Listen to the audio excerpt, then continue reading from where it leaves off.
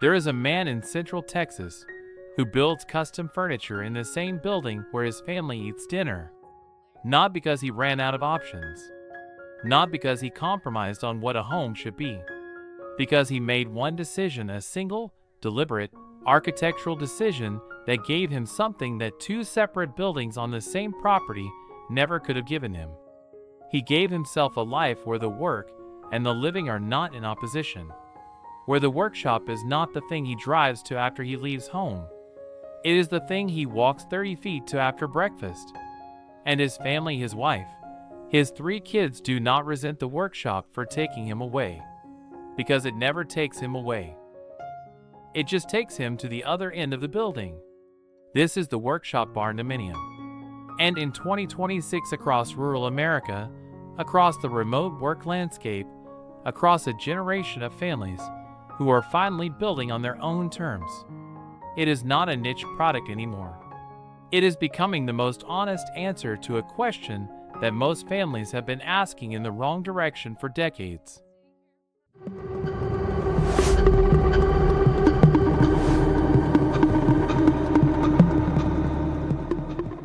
Before we get into this, if you are a family that builds things, fixes things, makes things, or simply wants a home that was designed around how you actually live rather than how the housing market thinks you should live, subscribe to Barndominium Haven right now. We cover the Barndominium designs that are changing how American families build in 2026 with real costs, real floor plans, and the honest details most content in this space never goes near. Hit the bell so you never miss a video. Stay until the end because the cost breakdown for a workshop Barndominium in 2026 contains a number that surprises almost everyone who hears it for the first time. Let's get into it. 5 years ago, if you told a housing economist that one of the fastest growing residential building categories in America in 2026 would be homes designed around a workshop, they would have told you that was a regional phenomenon, a Texas thing, a rural thing, a niche product for a specific kind of buyer in a specific kind of market. They were wrong. Here is what actually happened. Remote work did not just change where people worked. It changed what people did with the time that commuting used to consume. When an hour and a half of daily driving became an hour and a half of available time, people filled it with woodworking, with automotive restoration, with metal fabrication, with the kind of skilled, patient, deeply satisfying manual work that a generation of professionals had always wanted to do and never had the time for. And as that work grew, as it moved from a weekend hobby to a serious practice, the space question arrived. A 2-car garage is not a workshop. It is a garage with tools in it. A rented storage unit is not a workshop. It is somewhere to keep equipment you cannot use without loading it into a truck first. A detached workshop on a suburban lot is not a workshop either. Not really, because the detachment is the problem. The drive to the shop. The psychological separation from the family that happens every time the garage door closes between them. The workshop Barndominium solved all 3 problems with one building. And in 2026, as the remote work population has stabilized, as rural land purchases have remained elevated from their pandemic-era peak, and as a generation of skilled makers has discovered that Barndominium construction is the most cost-effective way to build both a home and a serious workspace simultaneously, the workshop Barndominium is no longer a niche product. It is a movement.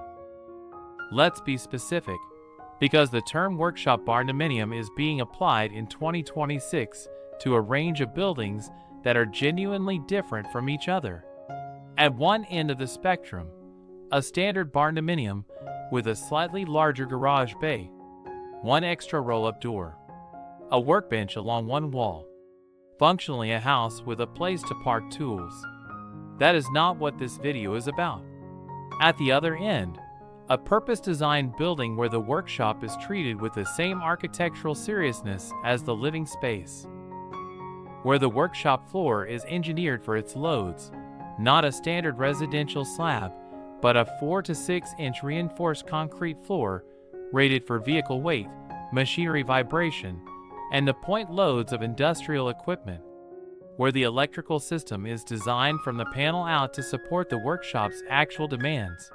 200 amp service minimum, multiple 220 volt circuits for welders, compressors, and heavy shop equipment, separate from the residential electrical system so that a workshop load event does not affect the living side, where the ventilation is designed for the workshop's actual air quality demands, dust collection rough-in, exhaust fan positioning, fresh air intake size for the volume of the workspace, where the roll-up door is not an afterthought at the end of the building, but a primary architectural element, size for the specific use, 14 feet wide and 12 feet tall for vehicle access, or 10 feet wide and 10 feet tall for a woodworking or fabrication shop that does not need vehicle clearance, and where the transition between the workshop and the living space is designed, not as a door between two incompatible worlds, but as an architectural threshold between two parts of the same intentional life.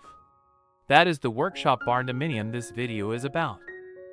The families choosing the workshop barndominium in 2026 are not choosing it despite having children. Many of them are choosing it because of their children. Here is why. A workshop barndominium is not a building where the work happens somewhere else and the family happens here. It is a building where both happen in the same place. And that proximity produces something that no amount of scheduling, no amount of intentional family time, and no amount of good parenting advice can manufacture. It produces incidental contact. The 12-year-old who walks through the shop on the way to the back door and stops, because something is being made, because a problem is being solved, because a hand is being used to create something that was not there an hour ago. The 8-year-old who gets a stool and a small task, sanding a surface, sorting fasteners, and spends an hour working alongside a parent without anyone calling it quality time or putting it in a calendar. The teenager who starts with small tasks and graduates, over years, to real skills, welding, woodworking, mechanical work, that they will carry for the rest of their life. None of that happens when the workshop is a separate building at the end of a driveway. It happens when the workshop is 30 feet from the kitchen. When the distance between the work and the family is small enough that crossing it is not a decision, but a habit. That is why families are choosing this building. Not just for the workspace, for what the workspace does to the family that lives next to it. The design of a workshop barndominium is not simply a house with a shop attached. The relationship between the living space and the workshop is the design. And getting that relationship right is the difference between a building that functions seamlessly and one that creates daily friction between the people who use it. Here is the design logic that works. The workshop occupies one end of the building. The living space occupies the other. Between them, a transition zone. The transition zone is the most important design element in the entire building. It is typically 12 to 16 feet wide enough to serve as a genuine buffer between the workshop's noise, dust, and temperature variation and the living space's climate-controlled, finished interior. In a well-designed workshop barndominium, the transition zone carries 4 specific functions. A decompression room, a space to remove dusty or soiled work clothes before entering the living space. A utility sink, a small storage wall for safety equipment, frequently used tools, and work boots. And a door, a real, insulated, acoustically considered door, between the transition zone and the workshop on one side, and between the transition zone and the living space on the other. 2 doors, not one. The acoustic separation between a workshop running a table saw and a living room where a family is watching a film requires 2 door thicknesses and an air gap between them. 1 door between the shop and the home is not acoustic separation. It is a suggestion. 2 doors with a 12-foot transition zone between them, in a building with proper closed-cell spray foam insulation on the shared wall. Reduces workshop noise to a level that is genuinely livable from the other side. Not inaudible. Livable. The workshop floor, 4 to 6 inch reinforced concrete, sloped 1% toward a floor drain positioned at the center of the space, separate from the residential slab that the living space sits on, with a control joint at the transition zone boundary that allows the two slabs to move independently under load. The residential side of the building does not carry the point loads of a vehicle lift or a heavy machine tool. The workshop side does. They are engineered differently. They should be poured differently. And the transition between them should mark the difference clearly in the slab. Let's talk about what a workshop Barndominium actually costs to build in 2026. With every line item present and nothing softened. This breakdown is based on a 2,400 to 3,000 square foot build, 1,400 to 1,800 square feet of finished living space, and 1,000 to 1,200 square feet of dedicated workshop. In a mid-cost U.S. market. Rural and semi-rural areas of Texas, Tennessee, Oklahoma, Georgia, Missouri, and the Carolinas.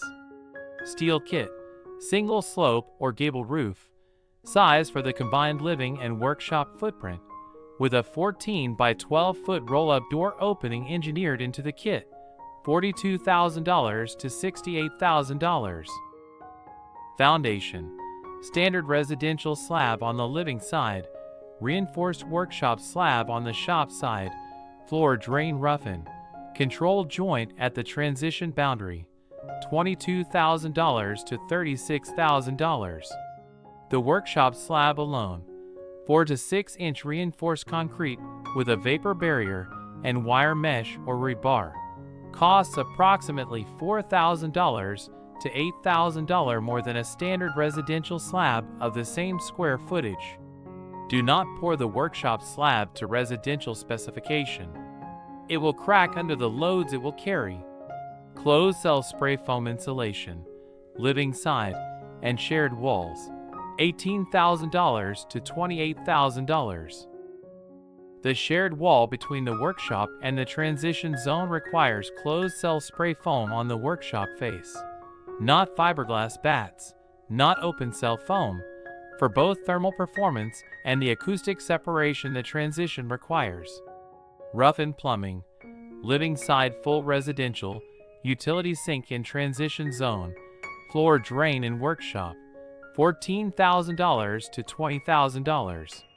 Rough-in electrical, 200 amp residential service on the living side, separate 200 amp subpanel for the workshop with multiple 220 volt circuits, dedicated lighting circuits for the shop, $18,000 to $28,000. The workshop electrical is the most frequently underestimated line item in the entire build. A serious shop, a welder, a compressor, a dust collector, a lathe, draws more power than the entire living side of the building combined. Size the electrical for the shop you intend to have in 5 years, not the shop you have today. HVAC, 2-zone mini-split system on the living side, separate exhaust and ventilation on the workshop side, $11,000 to $18,000. The workshop does not need climate control to the same standard as the living space. It needs ventilation, fresh air intake, exhaust capacity, and dust collection rough and positioned at the floor level of the primary work zones. Septic system, $10,000 to $16,000. Water well, $8,500 to $13,000. Transition zone construction, insulated partition walls, 2 acoustic doors, utility sink, storage wall, $9,000 to $14,000. Workshop fit out, roll-up door, compressed air rough-in, sealed and painted concrete floor, LED shop lighting, $12,000 to $18,000. Interior finishes on the living side, flooring, drywall, kitchen, Bathrooms, built-ins, $28,000 to $46,000. Contingency, 15%. Non-negotiable, $28,000 to $43,000. Total realistic build cost, $220,500 to $348,000 fully finished. Living space and workshop, move-in and work ready. That number builds you a fully finished residential home and a serious, purpose-engineered workspace. On the same slab, under the same roof, for less than the cost of a median new construction home in most American markets in 2026. The financial case for the workshop barndominium is not marginal. It is one of the clearest value propositions in alternative residential construction. The workshop barndominium is a genuinely excellent building for the family it serves. It also carries limitations that deserve complete honesty. Noise management is an ongoing discipline, not a one-time solution. Even with 2 acoustic doors and a transition zone, a workshop running a planer or a welder at 7 p.m. will be heard in the living space. Not loudly, but heard. Families who build workshop barndominiums and live happily in them have made an explicit agreement among themselves about when the shop runs and when it does not. That agreement is as important as any architectural detail in the building. Without it, the transition zone is just a hallway between 2 problems. Financing classification is more complex than a standard barndominium. A building with a roll-up door, a reinforced industrial slab, and a 200-amp workshop subpanel will be classified differently by different lenders, and some will categorize it as a mixed-use or commercial building rather than a residential one. In 2026, this is a navigable problem. Portfolio lenders and USDA rural development programs have become more sophisticated about workshop barndominium classification. But it requires a lender conversation before the design is finalized, not after the permit is submitted. Resale in markets where workshop barndominiums are understood, Texas, Oklahoma, Tennessee, is solid and improving in 2026. In markets where they are unusual, the buyer pool is narrower, and the mixed-use impression of a roll-up door on a residential building creates hesitation in buyers who are not looking for a workshop. Build it as a forever home. Research your market's resale landscape before you commit if a 5-year exit is part of the plan. The workshop barndominium is built for a specific kind of family. And if that family is yours, you already know it. You are a maker, a builder, a restorer, someone whose hands are involved in the creation of something real, wood, metal, vehicles, art, on a regular basis, not just on occasional weekends. You work remotely or run a business that does not require a daily commute, which means where you live is a choice rather than a constraint.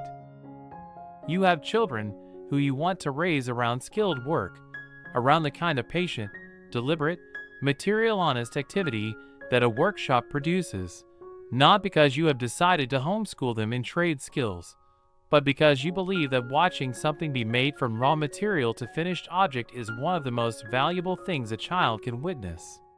You have looked at the cost of buying land, building a home, and building a separate workshop, and done the math that this video just did, and realized that one well-designed building is significantly more efficient than 2 separate structures on the same property. And you are tired of living in a home that was designed for a version of your life that has nothing to do with the version you are actually living. If that is you, the workshop barndominium is not just a building option. It is the building that was built for the life you actually have. Here is what the workshop barndominium understands that most residential buildings refuse to acknowledge. Work is not the opposite of home. For a specific kind of person, for the maker, the builder, the restorer, the fabricator, work is part of home. It is part of what home means, part of what home feels like, part of what makes coming home at the end of the day feel like arriving somewhere that knows who you are. The housing market has spent decades designing around the assumption that home is where you rest from the work you do elsewhere. The workshop Barndominium rejects that assumption. Not with a statement. With a roll-up door, a reinforced slab, a 200 amp sub panel, and 30 feet of concrete between the shop and the kitchen table, where a family is having dinner and a parent is exactly where they are supposed to be. If this video showed you a building that matches the life you are trying to build, hit the like button and share it with someone who makes things and has been looking for a home that knows that about them. Subscribe to Barndominium Haven, the channel that covers every Barndominium design, every real cost, and every honest detail of alternative home building in 2026. Drop your trade, your state, and your target shop size in the comments. We read every single one. And we will see you in the next one.